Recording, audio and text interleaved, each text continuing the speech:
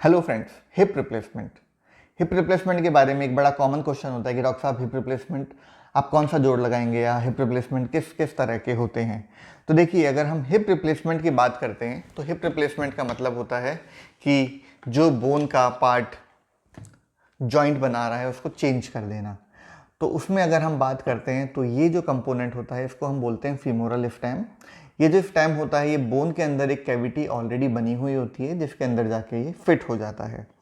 ये दो प्रकार का होता है। पहला होता है सीमेंटेड का मतलब ये है कि जो जॉइंट है, जो इन दोनों बोन और इम्प्लांट के बीच जो कनेक्शन बनेगा वो सीमेंट के थ्रू, यानी एक तरह की ग्लू जिसके साथ हम इसको फिक्स कर देते हैं।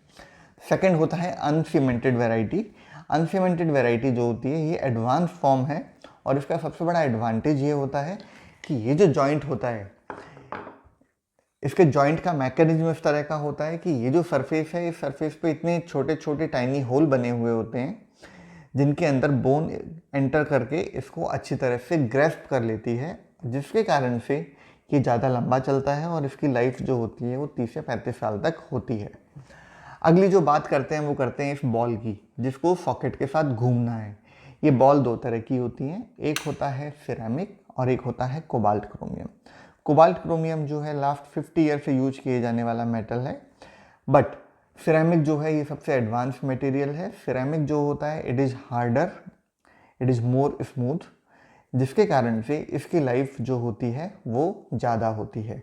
इसी प्रकार से अगर हम एफिटाबुलम की बात करते हैं, एफिटाबुलम यानी कि कप, उस कप में भी जो इसका फिक्सेशन बोन के साथ होता है ये दो तरह का होता है। एक होता है कि हम पूरी सरफेस पे सीमेंट लगा के इसको उसके साथ फिक्स कर देते हैं, और सेकंड मैकेनिज्म जो होता है उसमें ये होता है जैसा कि ये वाला डिज़ाइन में है, इसमें छोटे छोटे टाइनी होल बने हुए होते हैं। ये ग्रिड ब्लास्ट टेक्नोलॉजी बोली जाती है। इस टेक्नोलॉजी के कारण से इसमें जो माइन्यूट होल बने हैं, जब हम एफिटाबुलम को प्रिपेयर करते हैं तो जो भी बोन मैरो और बोन सेल्स होती हैं वो इसके साथ इसके इन होल्स के अंदर जुड़ जाती है और बोन का रूप ले लेती है, जिसके कारण से ये बहुत अच्छी तरह से इम्प्लांट को ग्रिप कर लेती है और इम्प्लांट जो होता है वो 30 से 35 साल तक चलता है।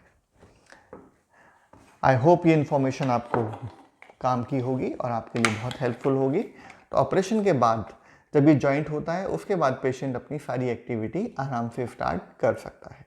Thank you.